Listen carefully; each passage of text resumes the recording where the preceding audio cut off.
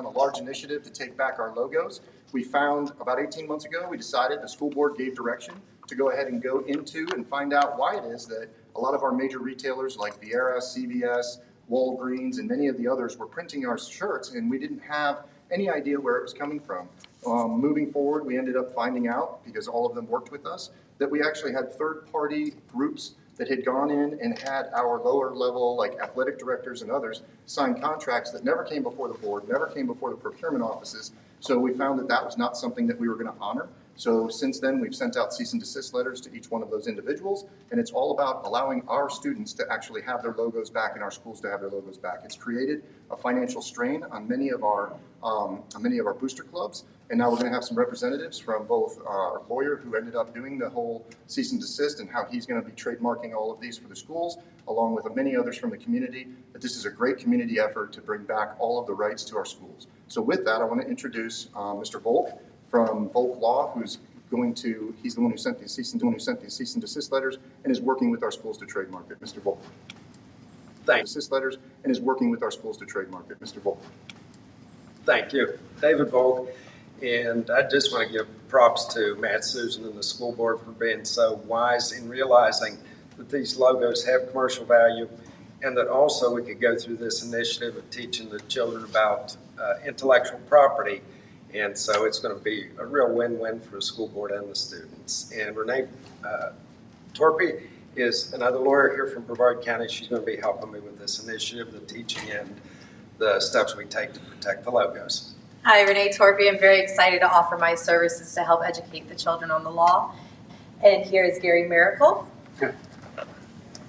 Hey, good. My name is Gary Miracle. I am coming from a community partner aspect here, where we have at Suntree Viera Youth Football League, we have our own merchandise trailer, and we were able to receive our money for our league, and that's what this is all about. This whole initiative is just to bring it back to the schools and not give money or authority really to anybody else, but to just bring it back to make it all about the kids. The more money and the intellectual property that we can bring to each school, school by school, is going to make the kids have an extra sense of school pride, and it's going to give the schools' booster clubs more money to continue to do more things for the kids themselves. So with that, I'm going to turn that over to Mr. Reed from Kennedy Middle School, and he's going to tell you what that's going to mean to him. Yes, my name is Derek Reed. I'm a proud Kennedy Panther. We're probably one of the top schools in this whole state of Florida, if not the world. And it gives me great pride that we're going to have the ability to control our brand. There's nothing like a Panther pride. So with that, I want to bring one of our coaches, Coach Brian Schrader. He's our volleyball coach. And as you know, in the middle school, we're adding more and more sports to our middle school slate. And so with that, we're just ecstatic about having that opportunity to control our brand. Brian, speak as our volleyball coach. Hello, my name is Brian Schrader. I represent Rockledge High and Kennedy Middle School as well. Having the students control their brand on what's out there and what they see in the stores and stuff like that, and have the funding go to them is really critical at this point. It helps, not just the pride that they have representing their schools, but their county and their the district here in Brevard County. Ms. Petronella. Hi, I'm Reese Petronella, and I'm a part of the Viera High soccer team, and I have seen a lot of Viera High soccer logos used in stores like Walmart and Target. I'm also Reese Upty. I'm also on the Viera High soccer team. The Viera High school logos are trademarked and are being used without permission by third-party organizations. And we would just really appreciate if we had full control over our own logos. And here's Brock Lustig. Hi, my name is Brock Lustig. I attend O'Galley High School. I play baseball. The O'Galley logo has gone a long way back for my family. Not only do I love the O'Galley logo, but so does my school, and we appreciate it if you stop using it. Or if you use it, please ask for permission. All right. So, anybody else? No? So I just want to make sure that everybody understands, all of our retail partners, Walmart, CVS, everybody else has done a great job, worked with us, and this is about going direct to them And also, there's a lot of the rec leagues that are out there. The reason that Mr. Gary Miracle was here to reassure our rec leagues that they have the right to still use our logos and everything else. We just have to have a process of approval that is more in line with our policy and everything else. So the next steps, in case anybody wants to know, is that we're going to have reach out to each one of these retail organizations that they already have, ask them to pull down off the shelves all of the stuff that they're selling, and then go into direct conversations and negotiations with the district. I'll bring forward a policy that will tighten that up in the next month and a half.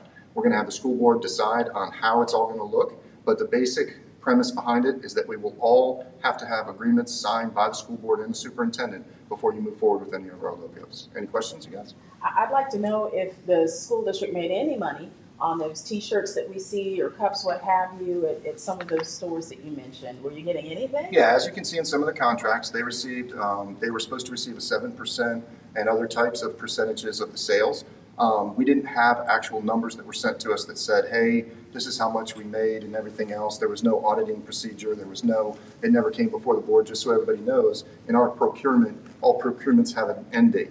These agreements were signed by somebody that didn't have the signatory authority, but then also never came before the board and were running since 2011, 2012, and sometimes even earlier than that. So the idea is that, yes, they would have to come before the board and have those conversations. We did receive small amounts, and we had to go back and audit that and make sure that we did receive some, but the amount of money that we know that those bring in normally inside of our schools, as opposed to how much came in from those organizations, is drastically different. Talk about the strain it puts on the booster clubs. If you're seeing a shirt that's selling for $10 and you're trying to sell it for $20 with the booster club, we're going to buy it from CVS and not from you guys. So I'm sure profit has gone way down. Yeah, and also it's not even, if you'll see that a lot of our booster clubs and stuff like that are not selling merchandise that is that much higher. It's not that Walmart's selling it at 10, we're selling it at 22. What's actually happening is they're a lot linked. Did you want to speak to that? Go ahead. That's a great question. Like our booster clubs, it takes a lot of money, a lot of capital to run our athletic programs at these schools.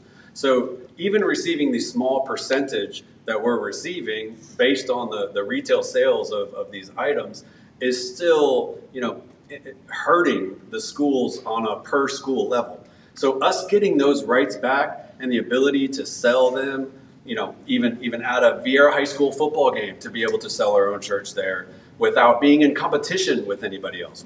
That's the goal here, is we want to get the booster clubs more money, which is going to make the kids' experience even better, which is going to continue growing the sports and eventually allowing more students to join these sports as well. So out of Brevard County, just based on just this simple initiative alone, is going to change the athletic spectrum in Brevard County, which is going to be massive for all of us.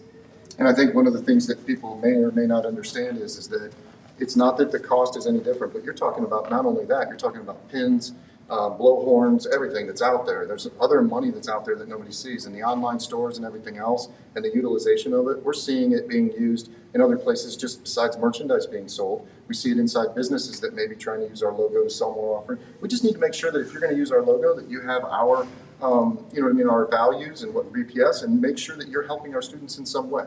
So that's pretty much it. So the cease and desist letters are out right now, correct? Yes, they've been sent out.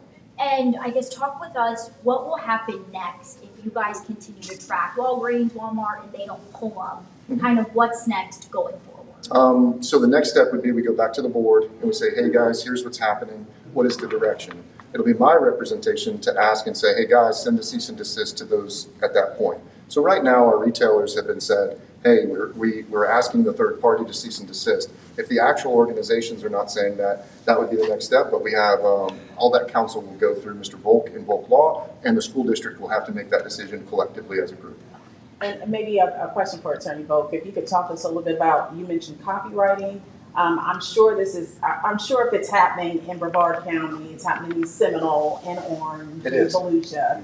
I'm sure a lot of schools are facing the same issue. Sure, there's federal law that protects marks, trademark service marks.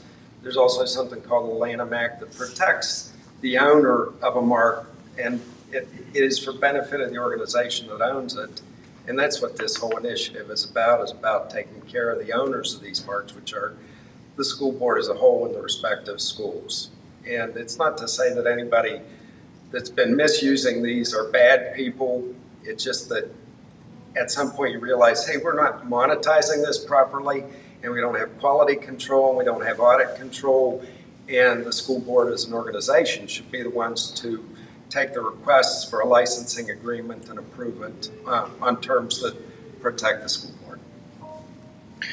In a new day and age of NIL, individual brands are really becoming a big deal, and they're going to increasingly become a bigger deal as colleges are extending to the high schools. Are these protections going to extend to individual brands? Absolutely. Yeah. Absolutely. So we will be able to individual brands for students that are in part of our schools that are playing the sports and everything else. Absolutely. You cannot use our logos unless you get that approved through the school board or through the superintendent. What about individual brands like a player's logo, a player's clothing line that they start up? If he wants to put his or her name, because we're seeing a real big bump in Brevard Public Schools for the female sports. Our wrestling teams are out of control. Yeah. But if they want to come out and say their own brand and everything else, that's fine. And if they're going to use our logo because they play with us, then they have to have permission for that before they're going to end up going and making any monetization of those things. And they can't go out and say, hey, I'm so-and-so from Vieira High School, here's my logo, here's everything, and then try to monetize on top of that. That has to be an agreement that will be brought forward. And I'm sure that with the NIL and other things that we're dealing with, we'll have to deal with it at that time when it comes to see what is transpired. All good?